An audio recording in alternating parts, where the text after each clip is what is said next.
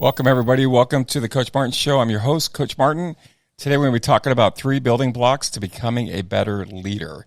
So we're going to give you 3 building blocks to becoming a better leader. But before we get started, this is a question I get asked all the time. They'll say, hey, Coach, are leaders born or are they made? And that's actually a great question. And in my opinion, I really think it's both. And I'm going to kind of answer that. If you look at a lot of times with kids, you'll see that some kids develop or they actually show traits of leadership at a very young age. So I do think that, there are kids that have, traits of leadership from an early age for sure. But make no mistake about it, right? I don't care if you're in a home where no one was ever a leader, you could still become a leader. So most leaders are actually built, right? It's something that you do and you do it over and over and over again and you end up becoming a good leader. So yes, you can be born with leadership traits, but I believe all great leaders are actually not born, they were actually made. So we're going to get into 3 simple things that are going to help you become a better leader. Now, maybe you're thinking, well, you know what, Coach, why do I need to become a better leader? Well, if you're an athlete, man, I'm going to give you a lot of stuff. But in this particular situation, since we're talking about businessmen, businesswomen, leadership is important, right? One, it allows you to be able to make a difference, right, in lives of people. But here's the deal.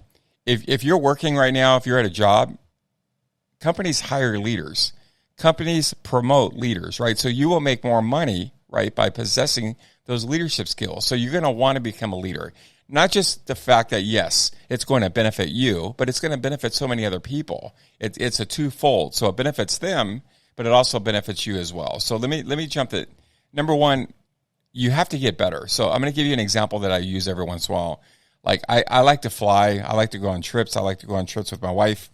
We do travel. We get to do that. But anytime I'm on a plane, it doesn't matter what company I'm flying, they all do the same thing, right? The flight attendant's going to go through the spiel. They're going to tell you where the exit doors are. They're going to tell you what to do, what not to do, the oxygen bag. But when they get to the oxygen bag, they always tell you that, listen, when it drops down, you put it on yourself first. Now, a lot of times you can think of it like, that's kind of selfish. Like we're in this, tragic thing going on and the bag's going to drop. Why am I not putting on something? Because you can't help somebody if all of a sudden you run out of air. So you got to put it on yourself first. You got to help yourself before you can help other people.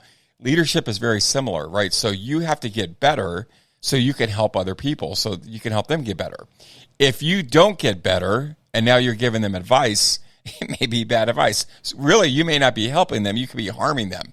So you're going to want to get better, just like the plane story. Every single day, get better. I like to always say, right, who are you watching? What are you reading? Who are you watching? What are you reading?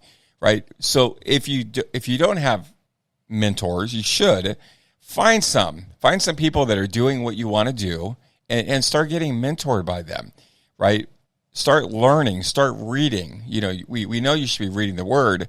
There's so many great principles in there that you should be learning from. Success principles, wealth principles, right? Principles that are going to not only help you, but they're going to help other people as well. So number 1, you got to get better and do that every day. Number 2, you got to have a higher standard. So leaders are going to have a higher standard, right? I remember one time I was kind of having this discussion with somebody, and they're like, oh, yeah, as a leader, we need to meet them where they're at. No. No, as a leader, you have a higher standard and you help them. You're going to pull them up. You're going to do the thing you need to do to help them get up to that higher standard, but you need to have a higher standard, right? Don't have a low standard. Don't have a low bar. So many people have a low bar. So many people have a bar today where you don't even have to jump to get over. You can just step over it. No, God's called us God has a high standard. He's called his kids to have a high standard. So you as a leader have a high standard.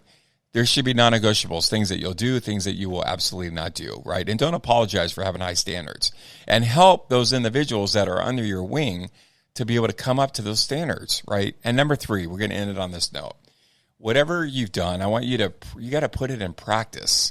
Now you're thinking, what does that even mean? You need to put it in practice.